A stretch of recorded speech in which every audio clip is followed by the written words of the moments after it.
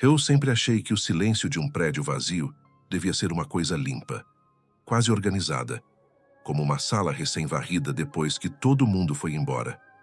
Mas não é. O silêncio, quando tem estrutura em volta, não se comporta como a falta de som que existe num campo, nem como a pausa curta de uma casa de madrugada. Ele tem bordas, ele encosta nas paredes, volta pelo corredor, se dobra em quinas. Ele vibra nas coisas que não se mexem há tempo demais. O silêncio de um prédio vazio é um animal cansado, que continua acordado só porque não sabe mais dormir. Meu nome não importa muito, porque eu virei, devagar, uma função. Zelador. O homem das chaves. O que apaga as luzes que ninguém acendeu. O que limpa pegadas que não são de ninguém. Quando eu cheguei ali, eu ainda falava meu nome em voz alta, como se isso me ancorasse. Eu dizia ele no elevador, no espelho do hall, no interfone da portaria quando testava o som.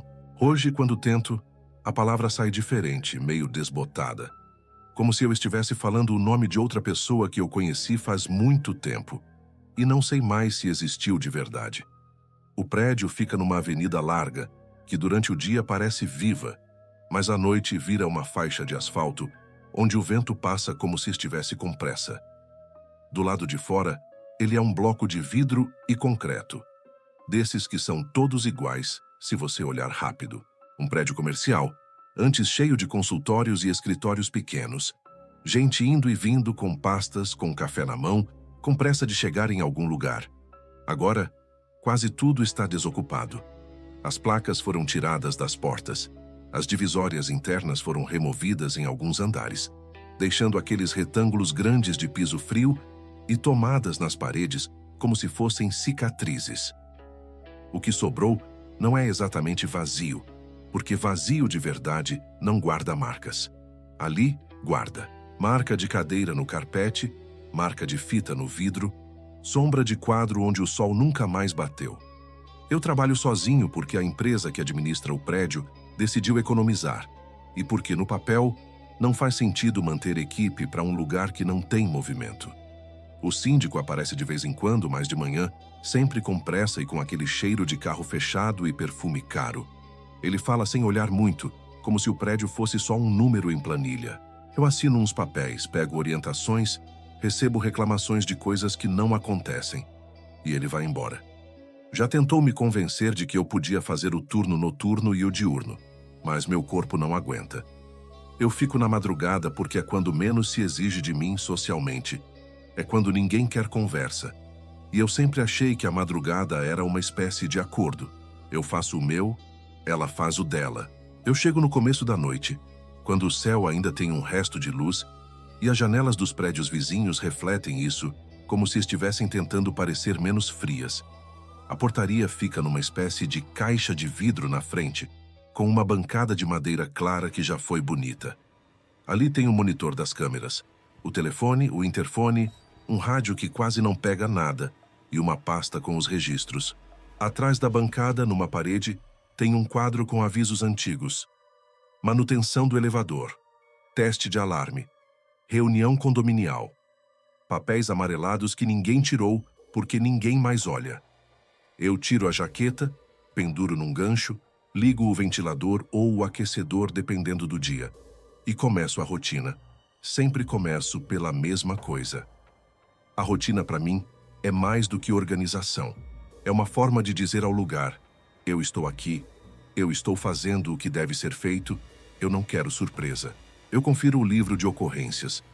Abro na última página, vejo a data escrita com letra apressada pelo último zelador, que ainda tentava ser zelador antes de virar só a pessoa que estava ali. Quase sempre tem só minhas próprias anotações. Porta do depósito do subsolo com ruído. Lâmpada do corredor do 9º andar piscando. Vazamento leve na pia do sanitário do 6º. Coisas que eu mesmo resolvo. Às vezes escrevo também coisas pequenas só para preencher, como sem movimentação. Eu escrevo isso e sinto um gosto amargo porque é verdade e ao mesmo tempo não é. Não há movimentação de gente, mas o prédio se mexe. Ele sempre se mexe. Ele estala, geme, respira nas tubulações. Eu aprendi o mapa desses sons como se aprende a linguagem de alguém com quem se vive muito tempo. O elevador, por exemplo, tem um rangido específico quando passa do terceiro para o quarto andar. Não é defeito grave. Segundo o técnico, é acomodação.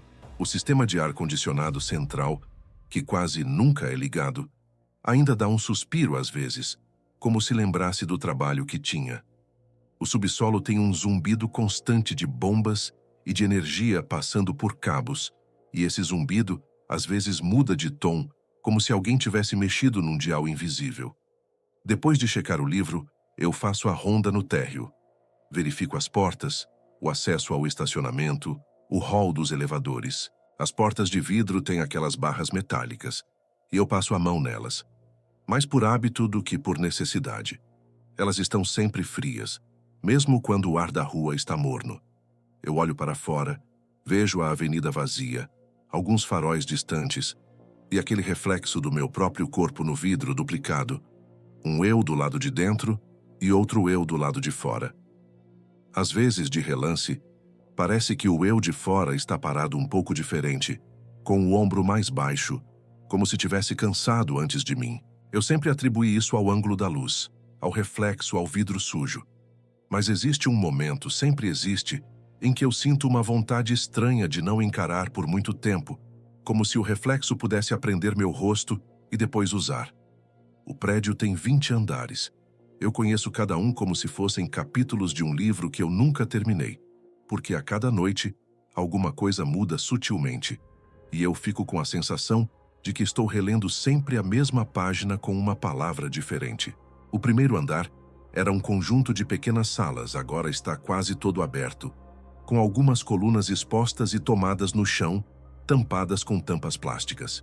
O segundo e o terceiro ainda têm algumas divisórias, mas sem mobiliário. No quarto, tem um escritório que por algum motivo nunca foi desocupado por completo. Ainda há uma estante vazia, um sofá sem almofadas, um tapete enrolado num canto. Eu nunca vi ninguém entrar ali desde que comecei. A porta tem a placa de sala 400 e tantos, mas o número foi arrancado. Ficou só o contorno mais claro na madeira. Eu carrego comigo um molho de chaves que parece ter vontade própria. Ele pesa no bolso como se fosse uma pedra. Quando eu caminho, ele faz um som de metal batendo em metal que naquele silêncio parece muito alto. No começo eu me incomodava. Depois, eu comecei a usar esse som como companhia, uma espécie de prova sonora de que eu não estava invisível ali dentro. Se eu não ouvia as chaves, eu me sentia estranho, como se tivesse desaprendido o próprio peso. Minha rotina de limpeza é simples, porque não há sujeira de gente. Há poeira, há aquele pó fino que vem da rua, que entra pelas frestas, que se deposita no brilho das coisas. Há insetos que morrem nos cantos, há água que escorre onde não devia, porque um cano cansa e resolve reclamar. Eu passo pano no hall, varro os cantos, limpo os vidros da portaria, esvazio as lixeiras que quase nunca têm nada além de panfletos velhos e poeira acumulada. O mais trabalhoso, na verdade, é manter a sensação de que o prédio ainda é um lugar. Um lugar precisa parecer que pertence a alguém. E um prédio vazio começa a parecer uma coisa solta no mundo, uma estrutura que não se encaixa, um objeto grande demais para ser ignorado. Eu sempre achei que se eu deixasse ele se entregar, ele ia fazer isso sozinho de um jeito que não ia me incluir. À noite, quando eu começo a subir, eu escolho quase sempre as escadas. O elevador funciona, mas eu evito. Não é medo do elevador em si, é a sensação de estar dentro de uma caixa que não se decide entre estar cheia e estar vazia. A cabine é espelhada, e o espelho ali dentro não é como o da portaria. É um espelho que multiplica. Eu me vejo de frente, eu me vejo de lado, eu me vejo atrás por reflexo. E às vezes, por um segundo, eu sinto que tem gente demais ali comigo. Só que é sempre eu e minhas versões. Eu e a minha própria presença repetida. Nas escadas, pelo menos, eu tenho paredes opacas e degraus. Eu ouço meus passos e meu fôlego. Eu vejo o número dos andares pintado nas portas corta-fogo, e isso dá uma sensação de progresso, como se subir fosse uma ação com começo e fim. As escadas cheiram a poeira e tinta antiga. O corrimão é frio, de metal, e tem uma textura de mãos que passaram ali por anos. Eu pego nele, e sinto uma leve aspereza, como se o metal guardasse micro-arranhões, memórias físicas. Eu subo devagar porque não tenho pressa, e porque aprendi que pressa nesse prédio vira erro. Se eu subo rápido, eu começo a confundir sons. O som do meu pé no degrau vira o som de outro pé, e aí o meu corpo se contrai sem eu querer. Então eu subo no ritmo que eu consigo controlar. 1, 2, 3 degraus, pausa mais. Eu aprendi a reconhecer o ponto exato em que a escada muda de cheiro, quando passo do 6º para o 7º, como se ali em algum lugar tivesse uma infiltração antiga que nunca secou por completo. E aprendi a reconhecer também o ponto em que o ar fica mais parado. Depois do 13º, o ar parece esquecer de circular. É como entrar num lugar que não é visitado nem pelo vento. Eu faço as rondas nos andares de forma quase mecânica. Abro a porta corta-fogo, saio no corredor, ligo a luz, caminho até o fim, olho as portas, olho as janelas, volto, apago a luz, fecho a porta. Em alguns andares, as lâmpadas demoram um pouco para acender, e esse intervalo de segundo em que eu fico no escuro com o dedo no interruptor me dá uma sensação incômoda, como se eu tivesse pedido permissão a alguém e estivesse esperando resposta. Eu me acostumei a falar baixo comigo mesmo nesses momentos. Não é oração, é só uma frase. Vai acender. Vamos lá. Tá tudo certo. Eu falo isso como se a luz pudesse se convencer. No começo, quando eu ainda estava me ajustando ao trabalho, eu achava que o pior era a solidão. Eu vinha de um prédio residencial, onde sempre tinha alguém pedindo alguma coisa, reclamando do barulho, esquecendo chave, recebendo encomenda. Eu ficava irritado com a quantidade de vozes, mas elas davam uma estrutura. Aqui não. Aqui eu tenho o ruído elétrico das lâmpadas, o assobio do vento nas frestas, o estalo dos tubos. Eu achava que isso ia me esmagar. Só que a solidão, quando vira rotina, muda. Ela deixa de ser uma falta e vira um ambiente. Eu comecei a me sentir confortável até. Eu podia trabalhar sem ser observado, sem ser interrompido. Eu podia pensar. Eu podia, o que eu nunca tinha tempo de fazer antes, sentir o próprio corpo em paz. Até eu entender que um lugar grande demais e vazio demais não te dá paz. Ele te dá espaço. E espaço, quando ninguém mais está usando, vira um tipo de pergunta. A primeira coisa estranha que aconteceu foi tão pequena que eu quase não registrei. Foi no corredor do 8º andar, num trecho perto do fim, onde tem uma janela estreita que dá para um fosso interno. Eu tinha passado ali mais cedo na noite. Tinha ligado a luz, caminhado, olhado tudo. Quando voltei, umas 2 horas depois, porque eu tinha esquecido a lanterna em cima de um balcão, que já nem devia estar ali, eu vi que havia uma marca no chão. Não era exatamente uma pegada. Era como se alguém tivesse arrastado um pano molhado, uma faixa mais escura no piso, começando perto da janela e indo em direção à porta do corredor. Um caminho curto, como uma intenção interrompida. Eu parei, olhei, me agachei, passei o dedo. Era água. Água fria. Eu olhei para cima, para o teto, procurando uma goteira. Nada. Olhei para a janela, procurando uma fresta por onde entrasse chuva. Não tinha chovido.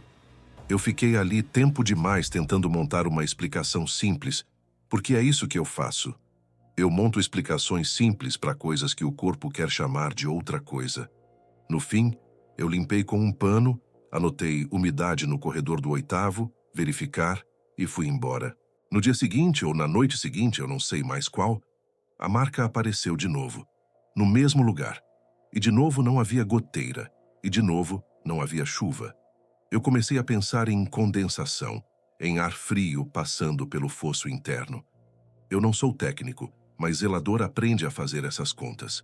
Só que o que me incomodou não foi a água, foi o formato. Era como um caminho, e caminho, mesmo que seja de água, carrega sempre a ideia de alguém indo de um ponto a outro. Eu passei a evitar olhar diretamente para aquela janela estreita. Não porque eu visse alguma coisa lá fora, mas porque eu sentia que, se eu olhasse com atenção, eu ia perceber alguma coisa que eu ainda não estava pronto para perceber. E a gente, quando está sozinho, aprende a adiar percepções como quem adia uma dor. Outra coisa começou a acontecer com as luzes. Não era lâmpada queimando. Isso é normal. Era luz que eu apagava e depois encontrava acesa. Eu tinha certeza de que tinha apagado, porque eu sempre apago. Eu não gosto de desperdício e eu não gosto de luz acesa sem motivo. Eu fazia a ronda, apagava o corredor do 11º, descia, e quando passava pelo hall e olhava para o painel de consumo, via que um circuito estava em uso. Subia de novo e encontrava o corredor aceso. Às vezes, era só uma lâmpada. Às vezes, era a fileira inteira. Eu comecei a achar que eu estava distraído, que eu tinha envelhecido de repente e estava esquecendo coisas. Eu comecei a criar verificações extras. Eu apagava e ficava parado olhando, esperando algum estalo, algum retorno. Não acontecia nada na minha frente, e ainda assim eu encontrava depois aceso. Eu pensei em alguém entrando sem autorização. O prédio tem entradas pelo estacionamento, tem portas que podem ser forçadas. Eu comecei a checar câmeras com mais frequência. Os monitores da portaria mostram ângulos do hall, do estacionamento, das escadas. As câmeras são antigas, a imagem tem granulação, o tempo às vezes trava. Eu passei a olhar o playback. E foi aí que eu senti a primeira vez aquele frio no estômago que não tem nome, porque é um frio que vem de dentro. Eu vi numa gravação alguém atravessando o hall do térreo de madrugada. A imagem era ruim, mas eu reconheci o jeito de andar. Era eu. Só que eu, na imagem, não carregava o balde, não carregava o molho de chaves, não carregava nada. Eu atravessava devagar, parava no meio do hall, virava para a porta de vidro e ficava olhando para fora, parado, por um tempo longo demais. Depois, eu virava e entrava na escada. Eu lembro de ter feito isso? Não. Eu lembro de ter olhado para a rua, sim, mas não daquela maneira. Não parado. Não como se eu estivesse esperando alguma coisa do lado de fora. Eu rebobinei, vi de novo. O eu da imagem parecia mais magro. Ou talvez fosse só o ângulo. Parecia mais inclinado para frente, como se o corpo estivesse pesado. E tinha um detalhe que me pegou de um jeito quase ridículo. O eu da imagem não levantou a mão para coçar o rosto em nenhum momento. Eu coço o rosto sempre, um tique meu. Aquela versão não fez. Ela só ficou olhando. Na mesma semana, eu encontrei uma porta destrancada no 14º andar. Uma porta que eu tinha trancado. Eu tenho memória boa para tranca porque eu sinto a chave girar. Eu sinto o clique. Eu sinto o metal cedendo. Aquela porta, quando eu toquei, cedeu fácil. Abriu. O andar estava escuro. Eu acendi a luz, entrei. E o ar ali dentro tinha um cheiro diferente. Não era mofo nem poeira. Era cheiro de papel antigo aquecido, como quando você abre uma caixa guardada no alto do armário. Um cheiro de coisa que ficou muito tempo no escuro e que de repente foi exposta. Eu caminhei pelo espaço, e o que me incomodou foi a sensação de que eu estava entrando num lugar onde alguém tinha estado há pouco. Não havia pegadas, não havia objetos novos. Era só o ar. Como se ele tivesse sido mexido. Eu comecei a perceber também um padrão nos sons. No começo eu achava que os estalos dos tubos e o rangido do prédio eram aleatórios, resposta à temperatura, a vento, à dilatação. Mas depois de um tempo, eu notei que havia uma espécie de repetição, como uma frase musical. Um estalo no subsolo, depois de alguns minutos um estalo no 8º, depois um som no duto do ar, depois um clique no painel do elevador, e então, silêncio. E depois, começava de novo, no mesmo intervalo aproximado. Eu comecei a medir com meu relógio. Eu anotava mentalmente. Agora, agora, agora. O intervalo não era perfeito, mas era próximo o suficiente para eu sentir que não era só acaso. Era como se o prédio tivesse um ciclo, um ritmo, um hábito. E isso me incomodou mais do que a ideia de um intruso.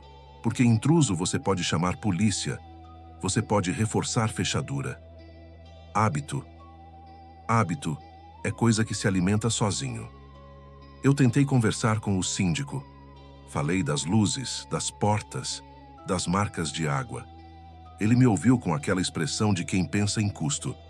Disse que era instalação velha, que prédio vazio dá essas coisas, que eu devia descansar mais. Eu pedi uma revisão nas câmeras. Ele disse que ia ver orçamento. Eu pedi pelo menos um sensor de presença nas áreas comuns. Ele fez uma piada sobre fantasma e mudou de assunto. Eu ri por educação, mas quando ele foi embora, eu fiquei com a sensação de que eu tinha tentado colocar uma palavra num negócio que não queria a palavra e que o prédio tinha ouvido. Eu passei a dormir no quartinho do zelador, no subsolo, em algumas noites, porque às vezes o turno emenda com pequenos reparos e eu prefiro não ir e voltar.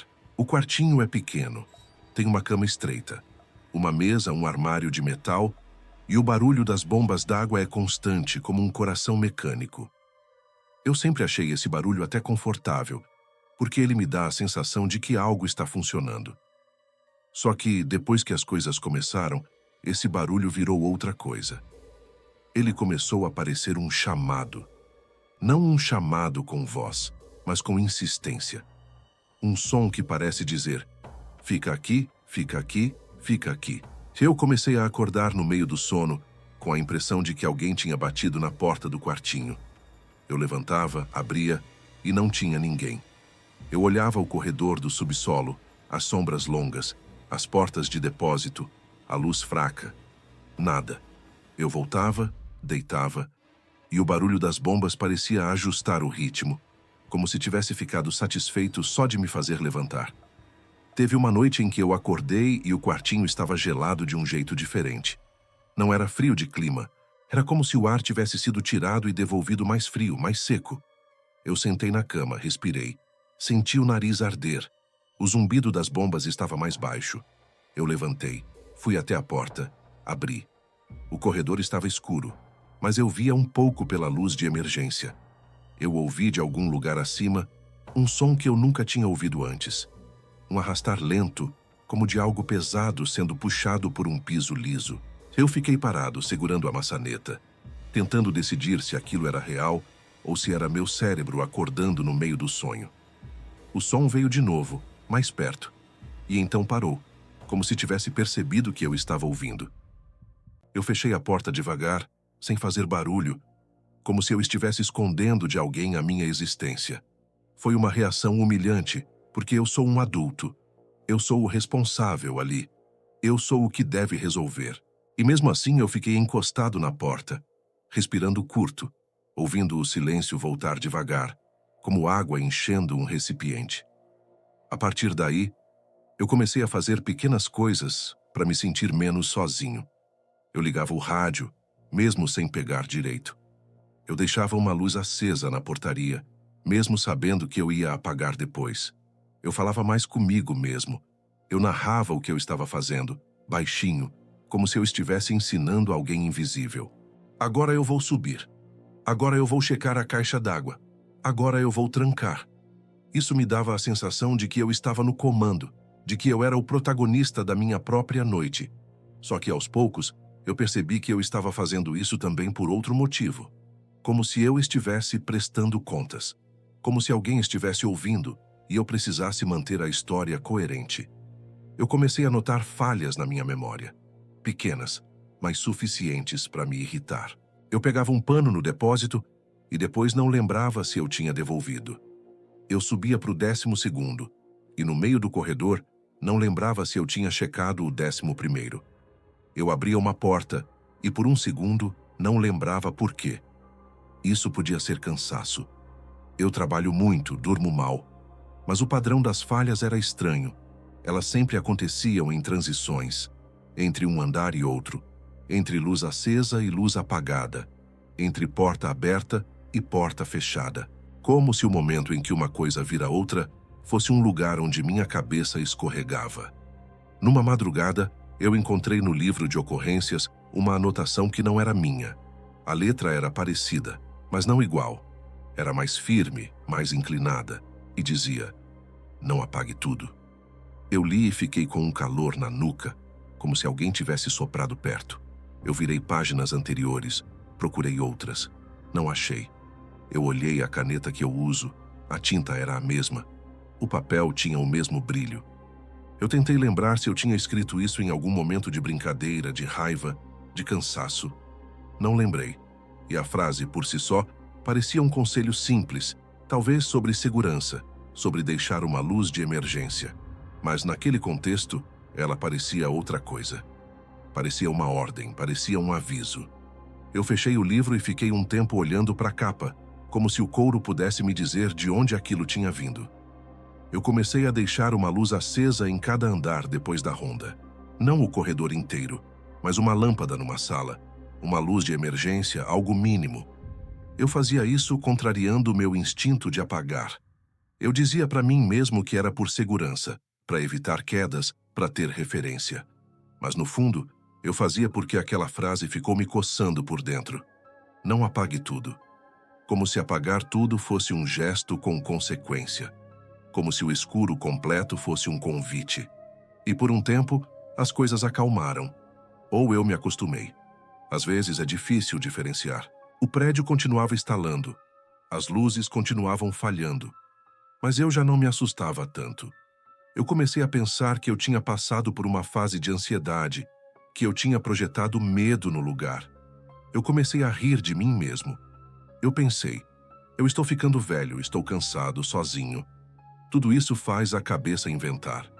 Eu quase voltei a usar o elevador com mais frequência. Foi então que o elevador começou a me chamar. Não com voz, com presença, com aquela campainha discreta que toca quando ele chega. Eu estava na portaria mexendo em uns papéis quando ouvi a campainha do elevador. Eu olhei para o hall, vi o painel, a luz do botão do térreo acesa, como se alguém tivesse chamado. Eu não tinha chamado. Eu fui até lá, olhei as portas. Elas abriram devagar, como sempre, com aquele sopro de ar frio que vem da cabine. Não tinha ninguém. Eu fiquei olhando para dentro, esperando alguma coisa acontecer, e nada aconteceu. Eu apertei o botão de fechar. As portas fecharam. Voltei para a portaria. Alguns minutos depois, a campainha tocou de novo.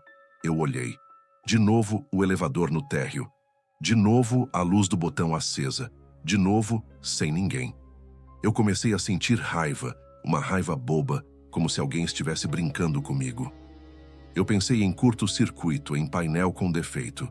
Eu abri a caixa do painel no hall, olhei os fios, não vi nada fora do lugar. Eu fechei. A campainha tocou de novo, como se tivesse esperado eu terminar. Eu tomei uma decisão impulsiva. Entrei no elevador e apertei o botão do último andar, querendo provar para mim mesmo que eu mandava naquela máquina. A cabine subiu com seu movimento suave, aquele som de cabo e motor, aquele tremor leve. Eu olhei para o espelho e vi meu rosto pálido sob a luz branca. Eu tentei não olhar muito, mas olhei, e por um segundo, eu tive a impressão de que a luz dentro do elevador era mais forte do que deveria, como se estivesse tentando me mostrar cada detalhe de mim, cada olheira, cada poro. Eu senti o cheiro de metal e de limpeza antiga e, de repente, num andar que eu não tinha escolhido, o elevador parou. As portas abriram no 16º. Eu não tinha apertado o 16º.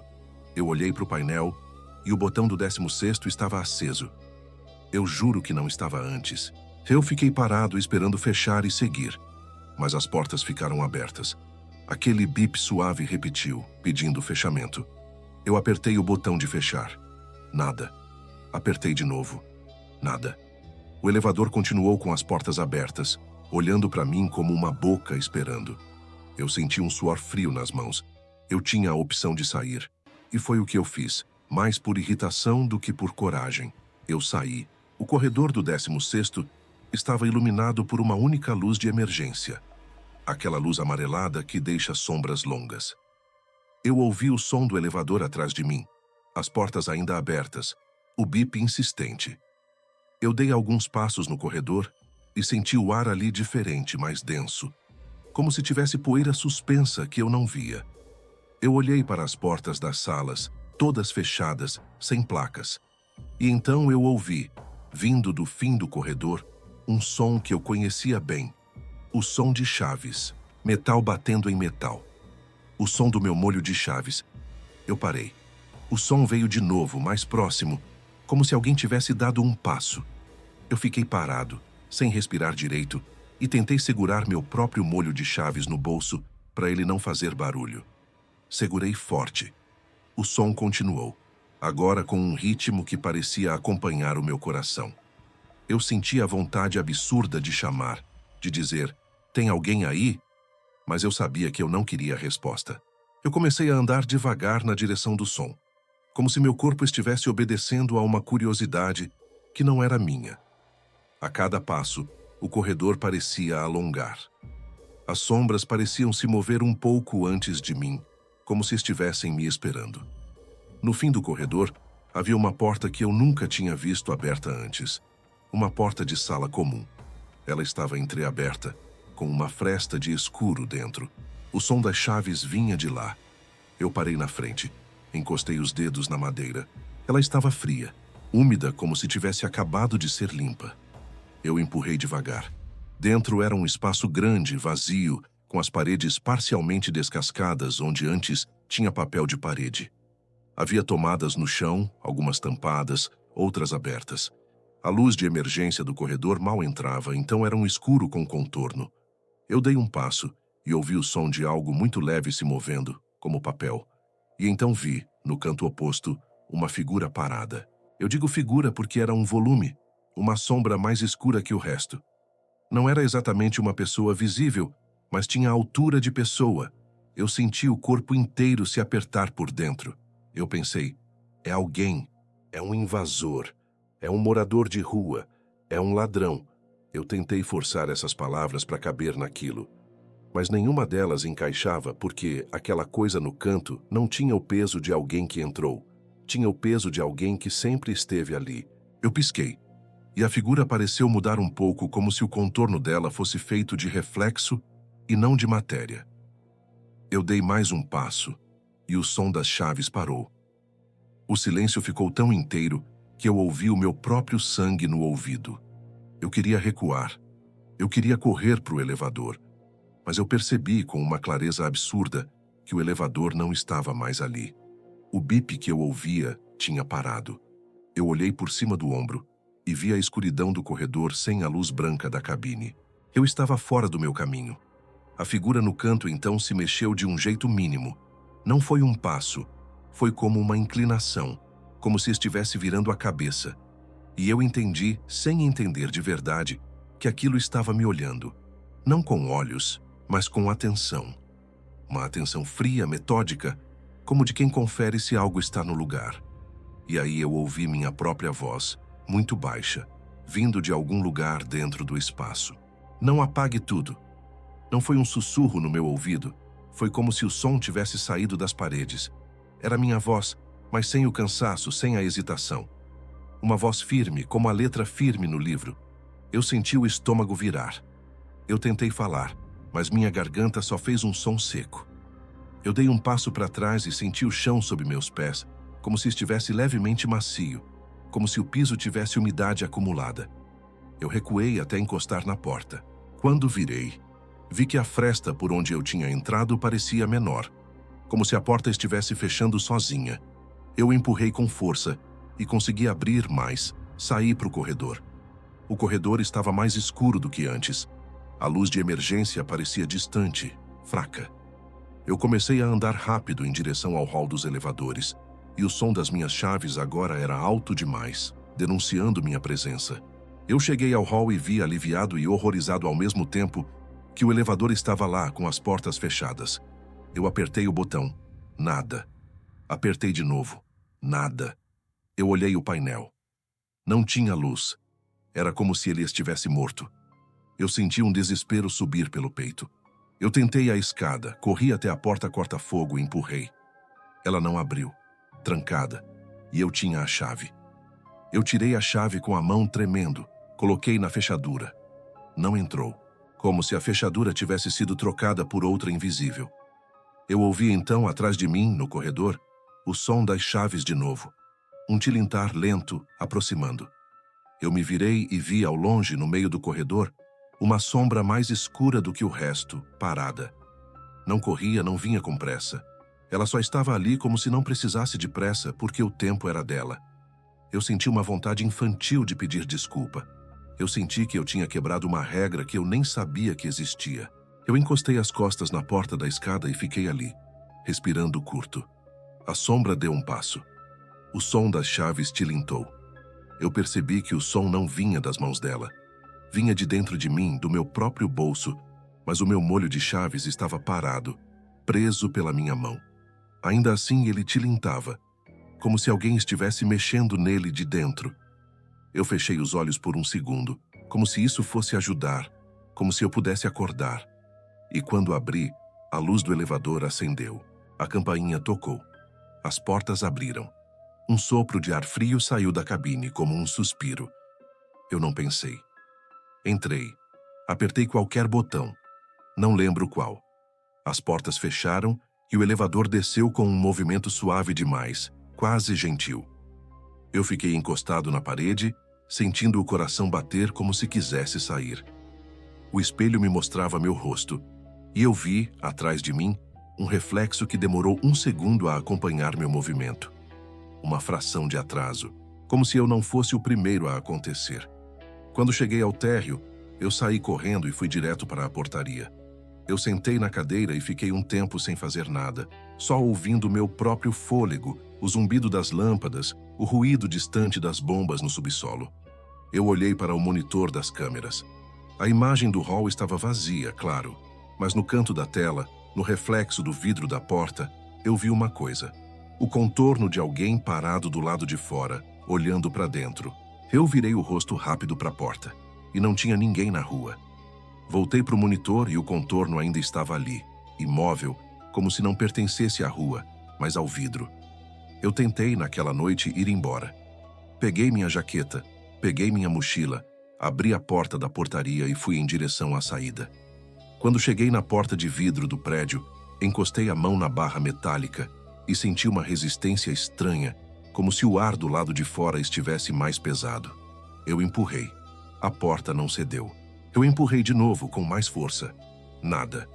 Eu olhei para a fechadura. Estava destrancada. Eu vi o mecanismo, mas a porta não abria, como se algo do lado de fora estivesse segurando. Ou como se a própria porta tivesse decidido que não era mais porta. Eu recuei, respirei, tentei pela porta do estacionamento, desci a rampa, fui até o portão. Apertei o botão. O motor fez um som curto, como um engasgo, e parou. Eu tentei de novo. Nada.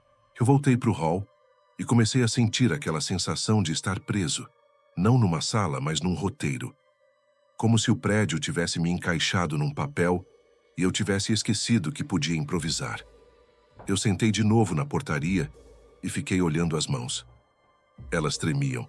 Eu pensei em ligar para alguém, para a polícia, para qualquer pessoa.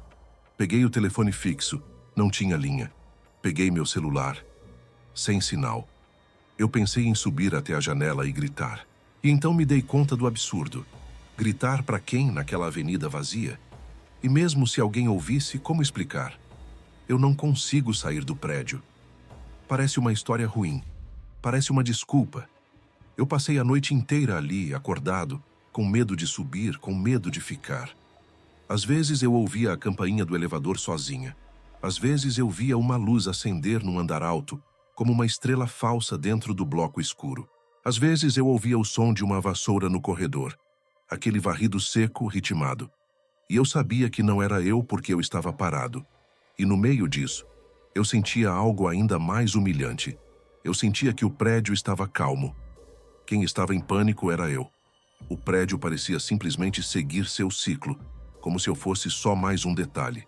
No amanhecer, quando a luz cinza começou a entrar pelas frestas do vidro, a porta de saída abriu com facilidade, como se sempre tivesse sido assim.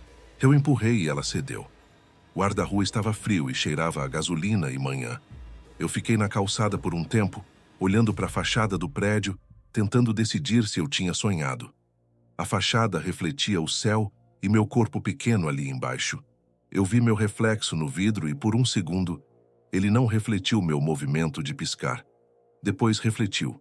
Eu dei um passo para trás, como se o vidro pudesse alcançar. Eu poderia ter pedido demissão ali. Eu poderia ter dito que não volto.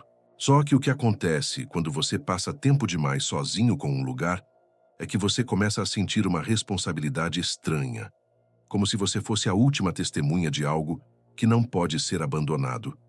Eu pensei, talvez foi só uma noite ruim, talvez foi falha elétrica, talvez eu estava exausto. Eu voltei. Aos poucos, as noites seguintes foram se organizando em torno de pequenas regras que eu não lembro de ter escolhido. Não apagar tudo. Não usar o elevador sozinho por tempo demais. Não ficar encarando reflexos. Não abrir portas que eu não preciso abrir. Não olhar o playback das câmeras depois de certa hora. Eu comecei a seguir essas regras como quem segue uma superstição, mas com a sensação de que não era superstição. Era etiqueta. Era convivência. Eu comecei a perceber que o prédio respondia. Se eu deixava uma luz acesa, o zumbido das bombas no subsolo ficava mais estável. Se eu mantinha o rádio ligado baixo, eu ouvia menos sons estranhos no corredor. Se eu falava em voz baixa, como se estivesse prestando contas, eu sentia menos aquela pressão no ar. E então, uma noite, eu encontrei na portaria um copo de café ainda morno, em cima da bancada. Eu não tinha feito café. A cafeteira estava desligada. O copo era de papel desses comuns e tinha uma marca de batom? Não, não era batom. Era só uma mancha escura no bordo, como de quem encostou a boca. Eu toquei o copo e senti calor. Eu cheirei. Café. Fresco. Meu estômago revirou, mas ao mesmo tempo, eu senti uma coisa absurda. Alívio. Como se aquilo fosse um sinal de que eu não estava imaginando. Como se o prédio estivesse me dizendo, do jeito dele: eu também faço coisas. Eu também cuido. Eu também mantenho. Eu joguei o café fora, lavei o copo. Passei água na pia por tempo demais só para ouvir o som. Que anotei no livro de ocorrências algo que eu jamais teria anotado se eu ainda estivesse tentando ser normal. Encontrei café na portaria, verificar acesso. Eu escrevi isso, e quando terminei, percebi que minha letra tinha ficado mais firme, mais inclinada, parecida com a frase que eu não lembrava de ter escrito. Meu braço gelou. Com o tempo, eu comecei a perceber que minha presença ali tinha menos a ver com limpar poeira e mais a ver com manter um padrão. O prédio vazio não quer ficar completamente vazio. Ele quer um tipo específico de vazio. O vazio organizado, o vazio com rituais, o vazio com luz acesa em pontos certos, com portas trancadas em ordem, com passos repetidos nas escadas. Eu comecei a entender isso não como um pensamento, mas como uma sensação física. Quando eu atrasava um trecho da ronda, eu sentia o ar ficar pesado em certo corredor. Quando eu esquecia de deixar uma luz mínima, eu ouvia o elevador tocar campainha sem parar, até eu ir lá e acender. Quando eu tentava sair mais cedo, eu encontrava a porta com aquela resistência invisível de novo, e eu ficava preso até cumprir o que eu esqueci. Eu não conto isso para ninguém porque não tem como contar sem parecer loucura, e porque parte de mim não quer que alguém mexa nisso. É feio admitir, mas eu sinto às vezes que eu pertenço mais àquele prédio do que ao resto do mundo. Eu passo mais horas ali do que em qualquer outro lugar. Eu conheço seus sons. Eu sei quando ele está bem e quando ele está irritado. Eu sei quando o vento bate de um jeito que faz os vidros vibrarem e quando o subsolo muda o zumbido. Eu sei que, se eu parar de fazer o que faço, alguma coisa vai acontecer. Não sei o quê. Só sei que vai. Uma madrugada, eu subi até o último andar. Não por necessidade, mas porque eu senti uma espécie de puxão. Eu estava na escada, no 19º, e tive a impressão de que alguém tinha chamado meu nome do andar acima. Só que não foi uma voz, foi um ajuste no ar, um silêncio mais denso. Eu subi e abri a porta. O último andar era um espaço quase vazio, com janelas grandes e uma vista da cidade que, de noite, parece um monte de pontos de luz flutuando. Eu liguei a luz principal, e ela acendeu com dificuldade, piscou e ficou. Eu caminhei até a janela e olhei para fora. A cidade ali embaixo parecia distante, como se eu estivesse num lugar alto demais para ser real. Eu vi meu reflexo no vidro, sobreposto à cidade. Eu vi, atrás do meu reflexo, outro reflexo, um pouco deslocado, como uma sombra que não encaixa. Eu virei rápido e não tinha ninguém. Voltei para o vidro e o reflexo deslocado ainda estava ali, agora mais alinhado, como se tivesse aprendido onde ficar. No canto do salão, havia uma área onde o carpete estava mais escuro, como se tivesse sido pisado por anos. Eu fui até lá e senti sob meus pés um afundamento leve, como se o chão guardasse o peso de alguém que sempre parava ali. Eu me agachei, passei a mão no carpete. Ele estava úmido, frio, aquele mesmo tipo de umidade do 8º andar. E então eu percebi um detalhe. Não era umidade aleatória. Era um formato, um contorno quase invisível, como se um corpo tivesse se deitado ali e levantado. Eu senti a garganta fechar. Eu me levantei devagar e, sem pensar, eu disse em voz baixa: "Eu estou aqui." Não foi para mim, foi para o lugar. O que aconteceu depois não foi um susto. Não houve barulho alto, não houve luz apagando de repente. Foi pior. Houve normalidade. A luz parou de piscar. O ar ficou mais leve. E eu senti pela primeira vez, desde que tudo começou, uma sensação de aprovação, como um suspiro satisfeito. E eu entendi, com uma clareza que me deu vontade de chorar, que o prédio não estava tentando me expulsar. Ele estava tentando me ajustar, me encaixar no padrão dele, me ensinar as regras, me ensinar a ser a presença certa no vazio. Eu desci de volta com as pernas moles, com a cabeça cheia de um cansaço antigo. Na portaria, eu abri o livro de ocorrências e vi, na última página, uma linha nova escrita, como se alguém tivesse passado ali, enquanto eu estava lá em cima. Eu li. Dizia: "Agora você sabe." Eu fiquei olhando aquela frase por um tempo longo. Minha mão tremia. Eu senti raiva, medo, uma espécie de resignação. Eu olhei ao redor da portaria.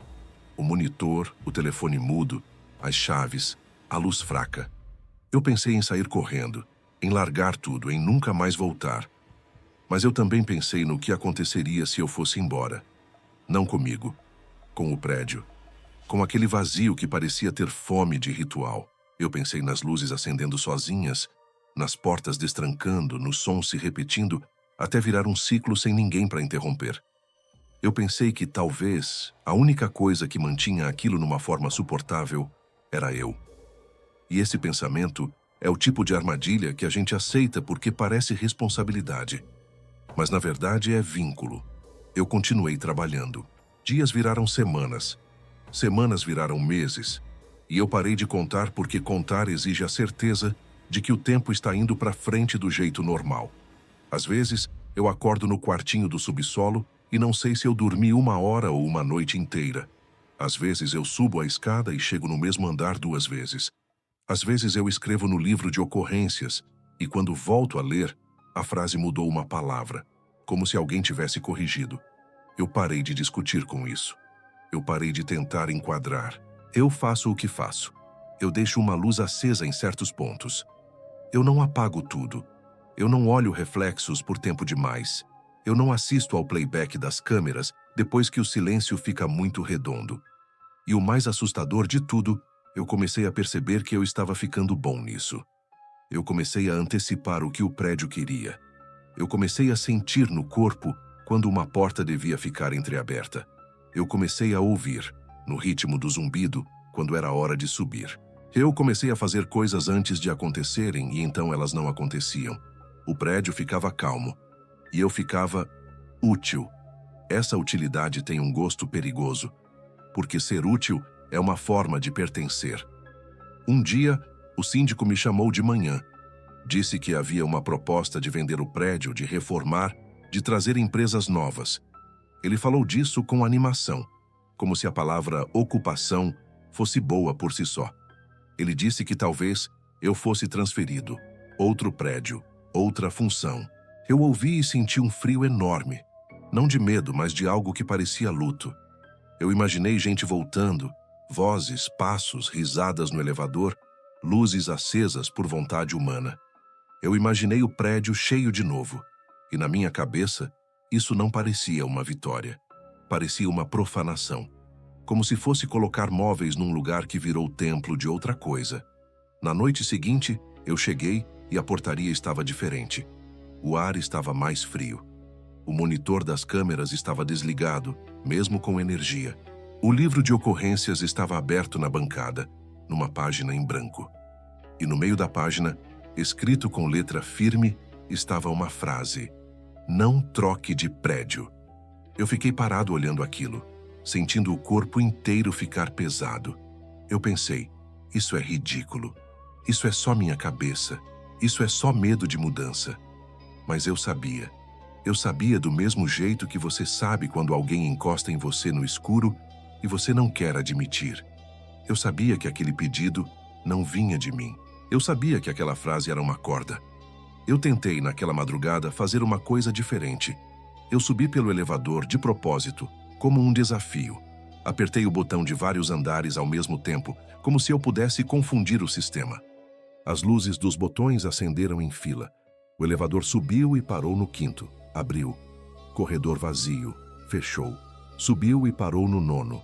Abriu. Vazio. Fechou. Subiu e parou no 12º. Abriu. Vazio. Eu comecei a sentir uma ansiedade crescente, porque aquilo parecia obedecer demais, como se estivesse deixando eu brincar. No 15º, as portas abriram e no corredor, a luz que eu sempre deixo acesa estava apagada. Tudo escuro. Eu senti um arrepio. Eu apertei fechar. As portas fecharam. O elevador ficou parado. O painel apagou todas as luzes dos botões, um por um, como olhos fechando.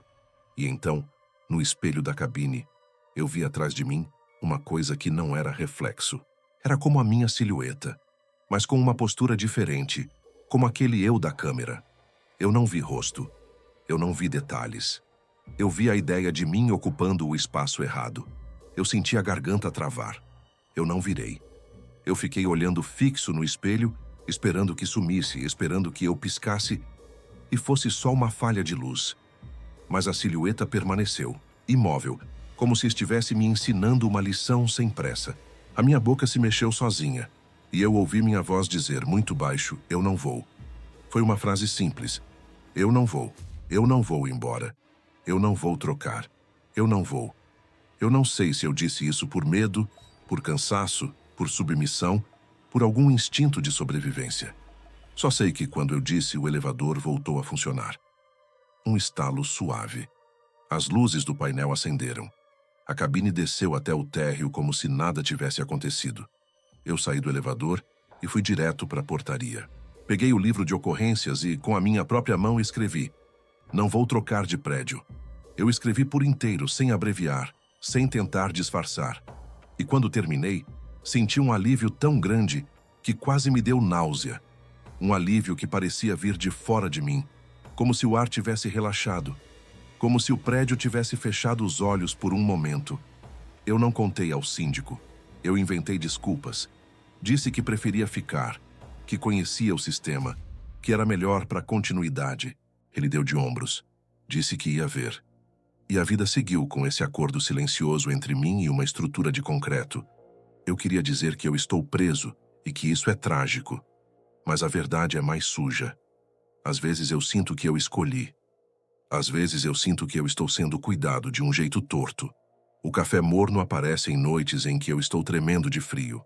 Uma luz se acende sozinha quando eu deixo cair algo e fico no escuro. A porta do depósito, que sempre emperra, abre fácil quando eu estou com pressa. Pequenas gentilezas que não são gentilezas, porque têm um preço: a permanência, o ritual, a repetição.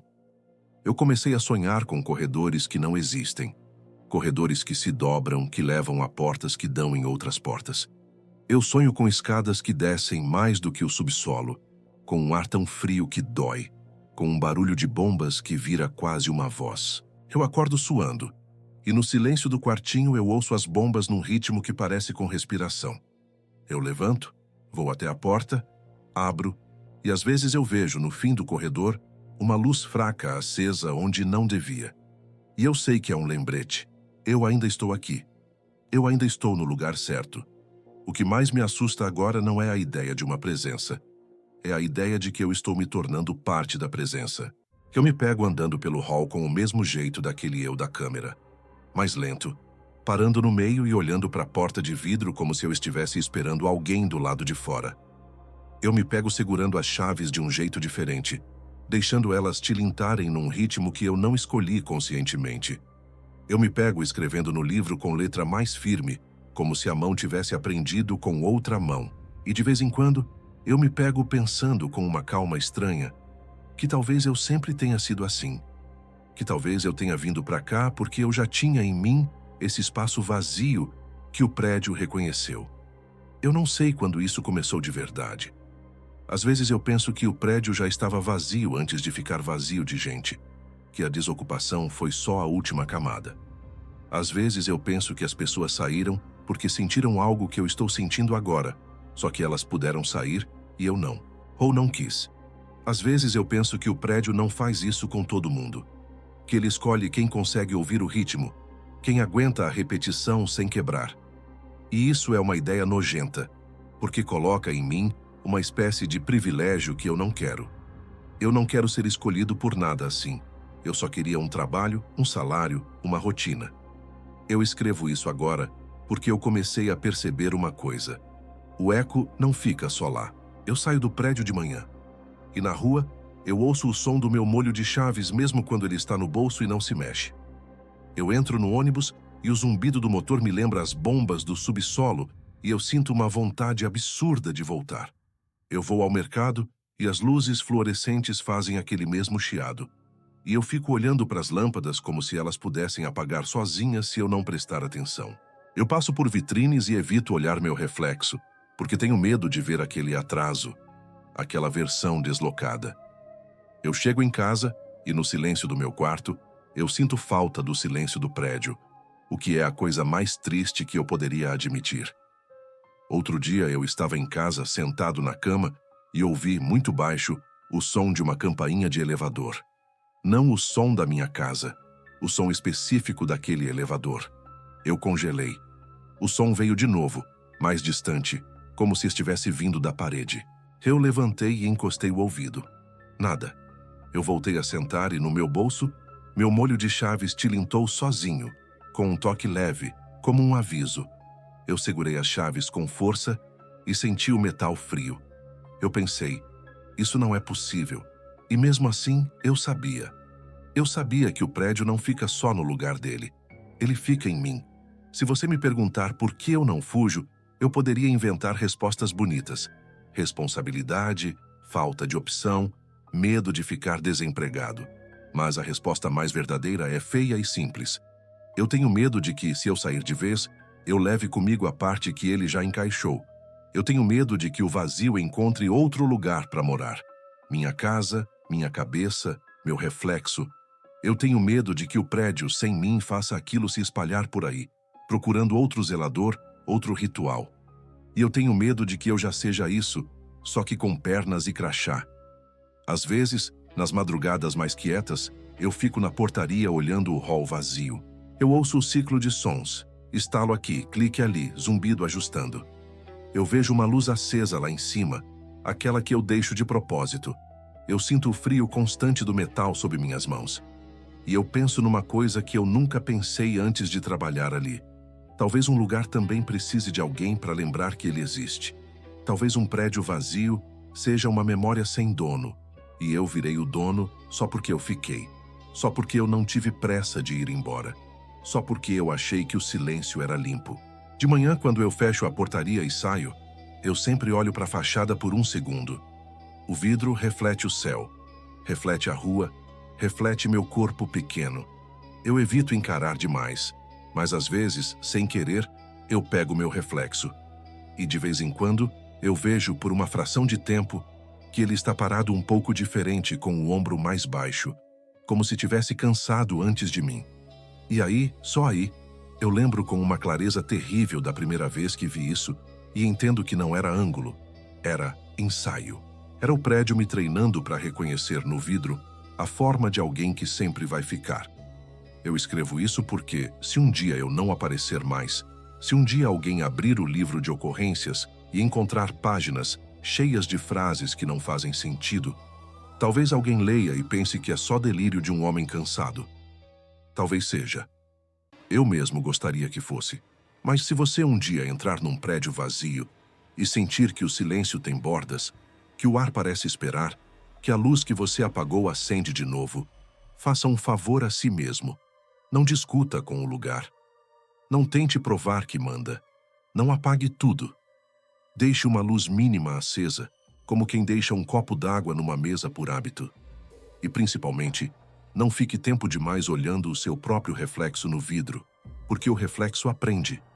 Ele aprende rápido, quando ninguém mais está olhando. E quando ele aprende, Ele não precisa mais de você para se mexer primeiro.